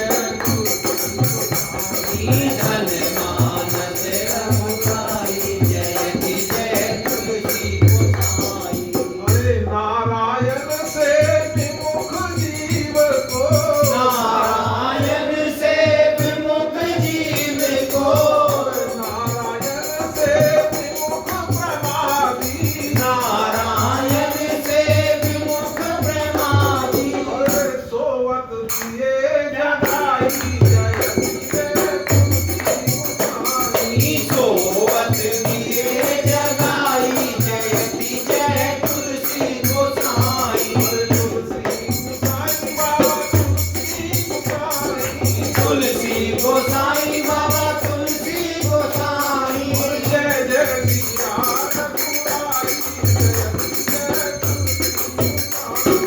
जय जय सिया रघुराई जयति जय तुलसी गोसाई हम तुलसीदास जी से कृपा की याचना कर रहे हैं। अरे अपने मन को ही मंदिर बनाइए अनंत कहूँ भटके न जाइए देवन को ही मंदिर बनाइए अनंत कहीं भटके न जाइए अरे भटके न जाइए कहूँ भटके न जाइए भटके न जाइए कहूँ भटके न जाइए अपने मन को ही मंदिर बनाइए अनंत कहूँ भटके न अपने जाइए मन को ही मंदिर बनाइए अनंत कहीं भटके न जाइए Ramcharit Manas sir धइए Ramcharit Manas sir धइए Ramcharit Manas sir धइए Ramcharit Manas sir धइए कलिमल सकल भगइए अनंत को भटके न जाइए कलिमल सकल भगइए अनंत कहीं भटके न जाइए कोई मंदिर बनाइए अनंत कहूँ भटके न जाइए अपने मन को ही मंदिर बनाइए अनंत कहीं भटके न जाइए रामायण साक्षात कल्पतरु रामायण साक्षात कल्पतरु कलम वृक्ष है महाराज, जिसे जो चाहो तो मिल जाएगा। और इस जगह जगह ये बात लिखी है, एक जगह नहीं है, कई जगह लिखी है। सकल सुमंगल दायक रघुनायक गुण ग्राम सादर सुनहि ते तरहि भव सिंधु बिना जल जान भव भेषज रघुनाथ जस सुनहि जे नर अरुणाल तिनके सकल मनोरथ सिद्ध करे। तो सकल मनोरथ तो कल्प रक्षित कर सकता पूरे। अच्छा, एक और बात है इसकी विशेषता, ये दोहा आपने सुंदरकांड का बहुत बार सुना होगा। सकल सुमंगल दायक और रघुनायक गुण ग्राम सादर सुनहि ते तरहि भव सिंधु बिना जल जान। इसका मतलब क्या है? इसका मतलब है, इसमें दो बात कही है। एक तो सकल सुमंगल दायक और सिंधु बिना, एक तो सकल सुमंगल मिलेंगे और दूसरा भवसागर से आप पार हो जाओगे बिना किसी जहाज के। तो सकल सुमंगल तो यहाँ की बात है, दो बात है इसमें, दो चीज प्राप्ति है। सकल सुमंगल तो सारी भौतिक प्राप्ति है, और वो सारे सुख भोग करके और बाद में आप। अब एक और बात विशेष यह है कि बिना जलयान, अच्छा बताओ, बिना जलयान के, जल का कोई यान नहीं है, तो क्या आप समुद्र पार कर सकते हो? बोले कर ही नहीं सकते। इसका क्या मतलब है? इसका मतलब ये है कि और किसी साधन की जरूरत नहीं है, केवल रामचरितमानस ही पर्याप्त है। सिंधु बिना, यानी कि मतलब और किसी साधन की आवश्यकता नहीं है, केवल रामचरितमानस ही पर्याप्त है आपको भवसागर से पार करने के लिए, सारे सुमंगल प्रदान करने के लिए। केवल रामचरितमानस केवल पर्याप्त है महाराज। ये इतनी, क्योंकि दो इसमें हम दो चीज को लेकर के चल रहे हैं, एक तो बाबा तुलसी और दूसरी उनकी कृति। तो दोनों को पढ़ करके, कृति को पढ़ करके भी हम धन्य हैं, और गोस्वामी तुलसीदास जी का चरित्र पढ़ करके भी हम धन्य हो रहे हैं। तो ये दोनों चीजें बड़ी महाराज। जब लिखा, जो कहते हैं कि गोस्वामी तुलसीदास जी ने ये रामचरितमानस लिखा, तो अमृत जो है पहले बोले होता था। एक कवि बोला कि पहले यहाँ पे अमृत होता था। भाई अमृत का नाम है तो अमृत भी होता होगा, क्यों था? जब नाम है तो, अब बांग्लादेश का नाम है तो बांग्लादेश भी है, भारत का नाम है भारत देश है, तो अमृत जब शब्द है तो अमृत भी यहाँ पे होता होगा। अमृत था, बोले अब कहाँ चला गया? तो वो कह रहे हैं कि ऐसे हुआ, तो बोले अमृत तो था, और अमृत को अपनी मिठास के ऊपर बड़ा भारी गर्व था। तो मैं बहुत मीठा हूँ, मेरे जैसा बढ़िया कोई नहीं है। बोले जब से गोस्वामी जी की रामायण आई ना, अमृत तो शर्मा के भग गया। बोले अब तो तेरी बेइज्जती होगी। जो रामचरितमानस को चखेंगे वो कहेंगे है हमने ये कहा, ये तो बहुत फीका, इससे मीठी तो रामचरितमानस है, तो अपनी बेइज्जती होगी, इसलिए बोले अमृत यहाँ से भाग गया महाराज। बोले डूब गए पानी में मकरंद अरविंद संग, डूब गए पानी में मकरंद अरविंद संग, और फूट गए अनार दाक देश बुराई है, और सूख गए ऊख कर गए नवनीत भीत, और चीनी हटीनी गाम गाम लात खाइए।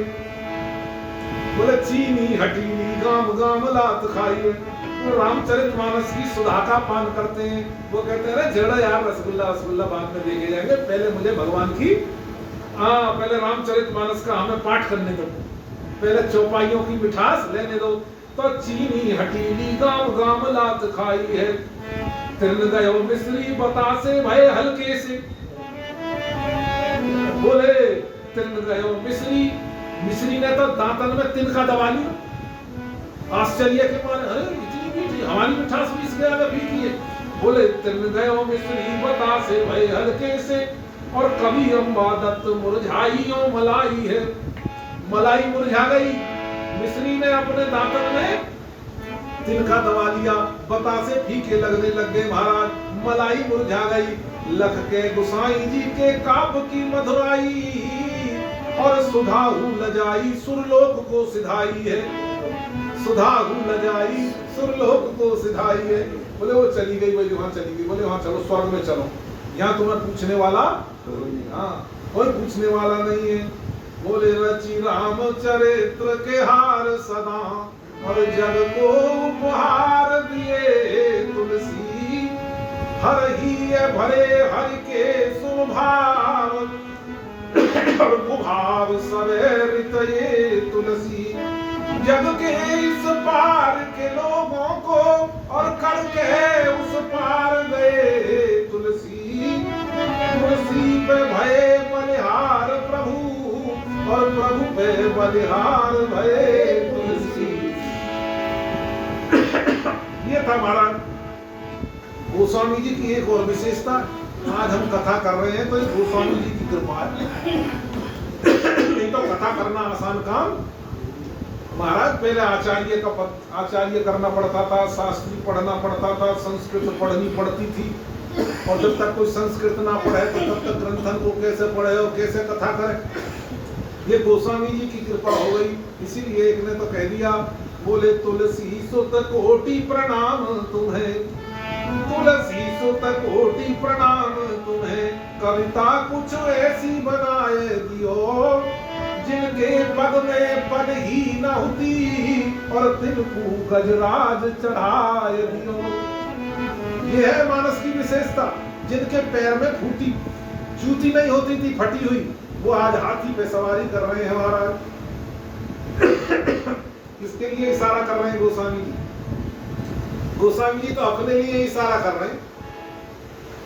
गोस्वामी जी अपने लिए इशारा कर रहे हैं। मेरी भी यही दशा थी महाराज। पैरों में जूती तक नहीं थी, कुत्ते की तरह मैं घूमता था, बिलबिलाता हुआ रोटी के लिए। लेकिन महाराज ये तो रामचरितमानस की कृपा हो गई, ये राम जी की कृपा हो गई कि हम कहाँ बैठे, हाथी पे। अखबार में हाथी पे बैठ के सवारी निकाली थी गोस्वामी जी। जिनके पग में पद ही न होती और तिनको गजराज चढ़ाए दियो। जिनके घर में कुछ अन्न नहीं और तिन्हें 56 भोग जिमाए दियो। जुग द्वापर में एक व्यास भय और कली को दिन व्यास बनाए दियो। कली में करोड़ों व्यास हो गए। जो देखो वही कथा करो, जो देखो। ये गोस्वामी जी रामचरितमानस की महिमा है महाराज। तो जय जय सिया रघुराई जयति जय। जय जय सिया रघुराई जयति जय तुलसी गोसाई। बाबा तुलसी गोसाई, तुलसी गोसाई बाबा तुलसी गोसाई। जय जय सिया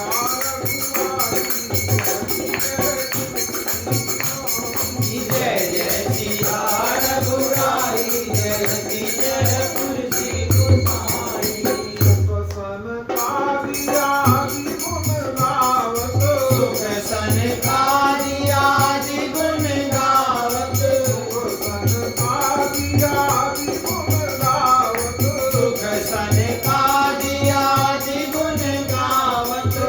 नारद से मुनि आई जयति जय तुलसी गोसाई। नारद से मुनि राई जयति जय तुलसी गोसाई। चार घाट के सोता वक्ता, चार घाट के श्रोता वक्ता। कई बात बताई जयति जय तुलसी गोसाई। कई बात बताई जयति जय तुलसी गोसाई। तुलसी गोसाई बाबा तुलसी गोसाई।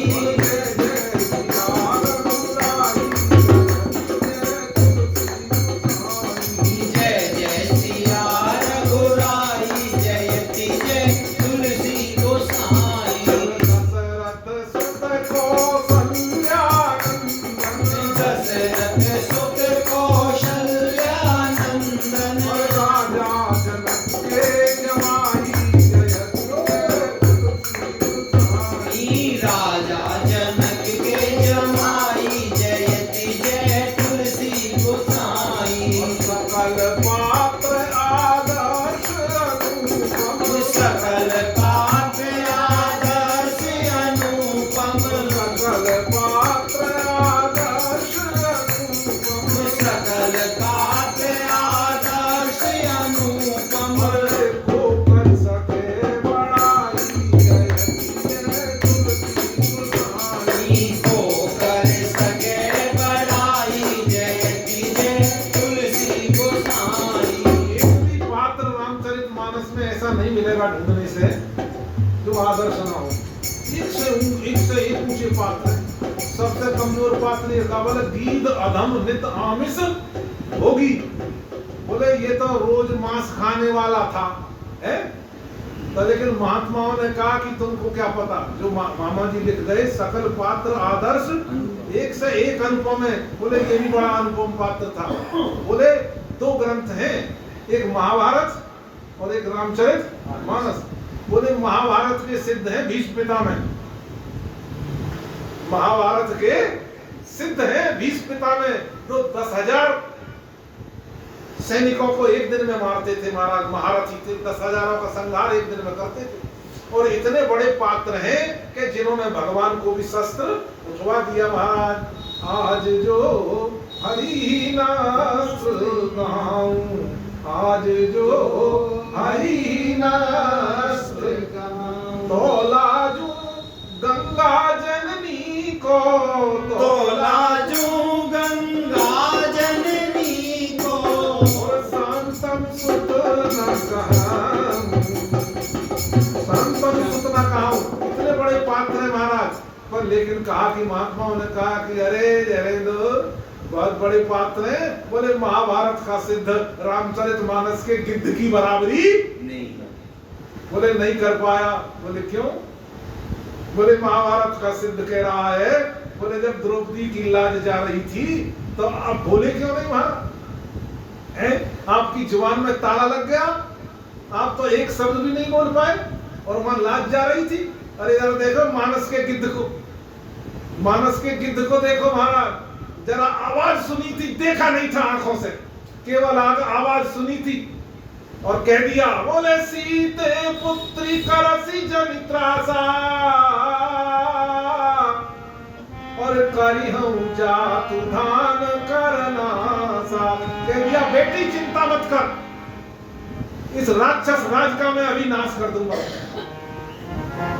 तो तर्क दिया विश्वामित्र जी ने, उसने भीष्म पितामह ने यही तो तर्क दिया था कि बोले मैंने नमक खाया था, मैंने कौरवों का नमक खाया था महाराज, इसीलिए मैं नहीं बोल पाया, उनका पक्ष नहीं छोड़ पाया। तो किसी ने कहा कि तूने तो नमक ही खाया था, हमारे यहाँ गिद्ध ने तो पता न क्या क्या खाया था, जो खाने लायक चीज थी वो भी, खाने लायक चीज नहीं थी वो भी खाई थी। बोले गिद्ध अधम और नित आमिष भोगी, और गति जीवी जे इजाजत जोगी। बोले ज्यादा दिमाग तो इसका खराब होना चाहिए था, ज्यादा असर तो, भाई नमक तो कोई खाद्य पदार्थ तो है, उसने तो अखाद्य खाए थे महाराज, लेकिन ये मानस का गिद्ध है महाराज। और देखिए, और हम क्या कहें, हमारे नाभा गोस्वामी जी महाराज, नाभा गोस्वामी जी ने गिद्धराज जटायु का नाम हरि बल्लभ सब प्रार्थो जिन चरण रेणु, हरि बल्लभों की लिस्ट में दिया है। एक ऐसी लिस्ट है यहाँ पे इसके अंदर जिसमें भगवान के प्यारों के नाम है, जिनसे भगवान प्यार करते हैं। भगवान से तो सब प्यार करते हैं, भगवान को तो सब भजते हैं, उनकी यहाँ पे एक लिस्ट है जिनका भजन भगवान करते हैं, जिनसे भजन करना नहीं, जिनसे भगवान प्यार करते हैं। बोले हरि बल्लभ सब प्रार्थो जिन चरण रेणु आशा धरी, हरि वल्लभ शिव प्रार्थो जिन चरण रेणु आशा धरी। नामा गोस्वामी जी उन सारे हरि बल्लभों से प्रार्थना कर रहे हैं, मेरी हम आप लोगों से प्रार्थना, बोले मेरी नैया भी पार लगा देना। आपको तो भगवान प्यार करते हैं, उनसे प्रार्थना कर रहे हैं। बोले कौन कौन है वो? बोले कमला गरुड़ सुमंत आदि घोड़स प्रभु पद रति, कमला गरुड़ सुमंत आदि घोड़स रति, जामवंत को ग्रीव विभीषण सबरी खगपति, जामवंत को ग्रीव विभीषण सबरी खगपति। इसमें खगपति तो हरि बल्लभों में गिनती है, लेकिन भीष्म पितामह का तो नहीं। महाभारत का सिद्ध वो पद भी नहीं पा सका जो रामचरितमानस के बोले गिद्ध ने पा दी महाराज। और देखो और बताएं, भगवान अंतिम समय में गए हैं जहां भीष्म पितामह बाणसैया पे लेटे हुए हैं, वहां पे भगवान गए हैं। कौन लेके गया है? किस लिए गए हैं? क्योंकि उस समय युधिष्ठिर को बड़ा भारी शोक हो रहा था, युधिष्ठिर बड़ा परेशान था। भगवान ने खूब समझाया लेकिन समझ में नहीं आई महाराज। उसको यही था, देखो हमने अपने हाथों से कितनों को मार दी, और तो और अपने पितामह की भी हमने क्या हालत कर रखी है। उसको बड़ा कष्ट था, युधिष्ठिर का दिमाग खराब, बहुत परेशान रहता। भगवान ने खूब समझाया लेकिन नहीं माना। भगवान बोले चलो उसी से समझवा के लाता हूँ इसको, वही समझाएंगे। अभी भीष्म पितामह है कि जब वो चिंता नहीं कर रहे तो तू क्यों चिंता कर रहा? वो तुझसे नाराज नहीं है तो तू अपना दिमाग क्यों खराब कर रहा है? तो युधिष्ठिर को ले गए महाराज समझाने के लिए कि इनको धर्म का उपदेश करवा देता हूँ भीष्म पितामह से। वहां लेके गए अब आप बताओ, भीष्म पितामह बाण सैया पर लेटे हुए हैं और एक एक अंग से उनके में बाण लग रहा था, वहां से खून तो निकल ही रहा होगा, खून चिपचा रहा है महाराज। लेकिन आप बताओ, भगवान ने हाथ लगाया, दूर खड़े। भगवान ने हाथ लगाया, दूर खड़े। वो सौभाग्य नहीं मिला भीष्म पितामह को जो सौभाग्य गीधराज जटायु को मिला महाराज, कि गीध को गोद में राख प्रभु और नैन सरोजन में भरी बारी, और बार ही बार सुधारत पंख जटायु की धूल जटायु सुधारी, जटायु की धूल जटायु सुधारी। वो सौभाग्य नहीं मिल पावा। दीन बलीन अधीन है अंग और विहंग परोति खिन्न दुखारी, राघव दीन दयाल कृपाल और देख दुखी करुणा भई भारी। तो गीध को गोद में राख प्रभु और नैन सरोजन में भरी बारी, और बार ही बार सुधारत पंख जटायु जटान सुधारी। महाराज ये सौभाग्य मिला, भला ही सिद्ध होगा वो महाभारत का, लेकिन जो सौभाग्य रामचरितमानस के गिद्ध को मिला, भगवान ने गोदी में ले लिया। और देखो, गिद्धराज जटायु का अंतिम संस्कार स्वयं भगवान राम ने अपने हाथ से। अरे बालक तो उसके भी कोई बालक बच्चे नहीं थे भीष्म पितामह के, उसका भी कर दे। नहीं, वो नहीं मिला महाराज, लेकिन इसलिए कह दिया, बोले सकल पात्र आदर्श अनुपम, सकल पात्र आदर्श अनुपम, सकल पात्र आदर्श अनुपम, सकल पात्र आदर्श अनुपम, को कर सके बड़ाई को कर सके बड़ाई, जयति जय तुलसी गोसाई। तो भगवान ने करवा दिया, अपने हाथों से नहीं किया, लेकिन इतना करवा दिया कि भीष्म पितामह जी चिंता मत करो। हाँ, ये जो समय चल, अभी समय गया है ना, अपने करागत गए। हाँ, ये श्राद्ध पक्ष जो गया, बोले श्राद्ध पक्ष में बोले इन्हीं को जलदान और पिंडदान भीष्म पितामह को दिया जाता है, इनको सब देते। हाँ, इनको तर्पण किया जाता। यहाँ पे तो स्थान मिल गया, लेकिन जो स्थान गीधराज जटायु को मिला वो नहीं मिला, वो नहीं मिला महाराज। और उससे तो कुछ नहीं, भीष्म पितामह से तो भगवान नहीं हो, बिना कहीं साहब जिंदे रह जाओ। नहीं कही भीष्म पितामह से कि बोले आपको शरीर धारण कर दूं, स्वस्थ बना दूं, नहीं कहा। लेकिन गीधराज जटायु से कह रहे हैं महाराज के मेरे जान तात कछुक दिन जीजे, मेरे जान तात कछुक दिन जीजे, और मेरे जान तात कछुक दिन जीजे, मेरे जान तात कछुक दिन जीजे। इसलिए बोले लीजिए आप सुवन सेवा सुख, लीजिए आप सुवग सेवा सुख। तुम्हारा बेटा तो अब आया, भगवान कह रहे कि गीधराज जटायु से, तुम्हारा बेटा तो अब आया है ना, बेटा को तो सेवा का मौका मिला, क्या बेटा की सेवा नहीं लोगे? लीजिए आप सुवन सेवा सुख, लीजिए आप सुवग सेवा सुख। कोई पित को सुख दीजिए, मेरे जान तात कछुक दिन जीजे, मेरे जान तात कुछ दिन जीजे, मेरे जान तात कछुक दिन जीजे, मेरे जान तात कछुक दिन जीजे। केवल राम जी ने ही नहीं, जानकी जी ने भी सबसे पहले यही बात पूछी है। किससे? गोस्वामी जी ने नहीं लिखा, सूरदास जी ने लिखा है महाराज।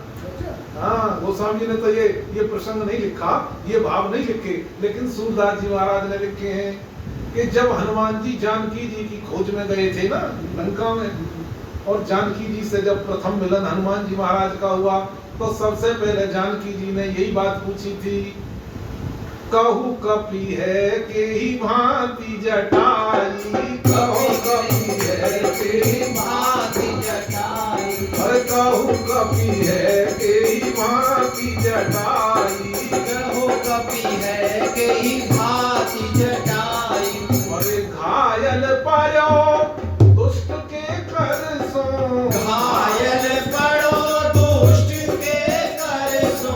और तब ते सुधि नहीं पाई, कहो कपि है के ही भांति जटाई। कहो कपि है के ही भांति जटाई। कहो कपि है के ही भांति जटाई। कहो कपि है के ही भांति जटाई। और बात तो स्वाभाविक थी, जो बात पूछना बिल्कुल स्वाभाविक था, है? बिल्कुल बात बहुत सुंदर भाव था जो गोस्वामी जी नहीं लिख पाए, लेकिन सूरदास जी ने लिख दिया। अरे सूरदास जी तो सूरदास जी आखिर महाराज अंधे थे तो क्या थे, अंदर की आंखें खुली थी, महाराज लिख दिए। और स्वाभाविक था, जिसने बचाने के लिए अपने प्राणों की आहुति दे दी, उसके लिए तो पूछना सबसे पहले बनता था, हनुमान जी ये बताओ उसका क्या हालचाल है। और यहाँ तक कह दिया, अब उनको तो पता नहीं है कि जटायु जी है नहीं। बोले राम जी से कहना दोनों के पैर पकड़ लेना, लक्ष्मण जी के भी और राम जी के भी। एक हाथ लक्ष्मण जी के भी पैर पकड़ लेना और राम जी के भी पैर पकड़ लेना हनुमान जी, और दोनों को कहना कि मेरे जटायु जी को अयोध्यापुरी ले जाएं और दशरथ जी के सिंहासन पर बैठा करके उनकी सेवा करें।